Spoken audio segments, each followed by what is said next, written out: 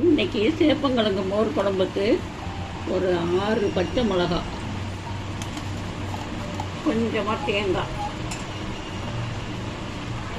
கடலை பருப்பு, பச்சரிசி ஊற வச்சு செய்வாங்க. அது தேவையில்லை, கொஞ்சமாக பொட்டுக்கடலை வச்சா போதும். ஜீரகம், கொஞ்சமாக ஜீரகம், இதை அரைக்க வேண்டியது. மோர் குழம்புக்கு, சேப்பங்கிழங்கு மோர் குழம்புக்கு. மோர் குழம்புக்கு ஒரு கரண்டி தேங்காய் எண்ணெய், கடுகு கொஞ்சம், கொஞ்சமாக வெள்ளை உளுத்தம் பருப்பு கொஞ்சம்,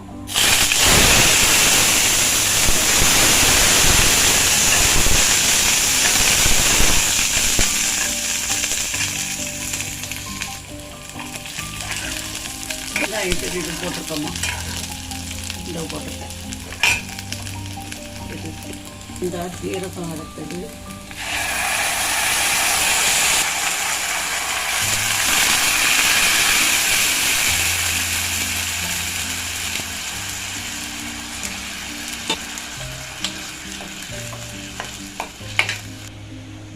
உப்பு தெரியுமா, மஞ்சத்தூள் தெரியுது, வேக வச்ச சேப்பங்கிழங்கு,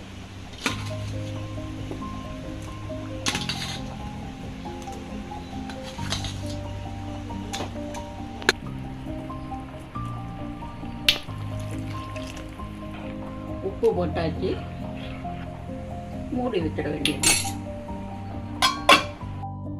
இல்லை தயிர், ஒரு 1/2 லிட்டர் தயிர்,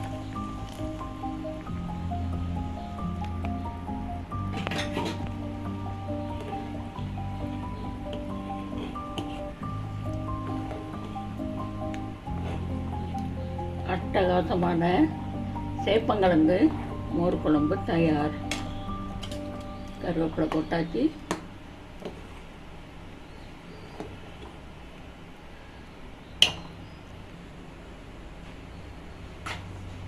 கொஞ்சமாக தேங்காய் எண்ணெய் ஊற்றணும்.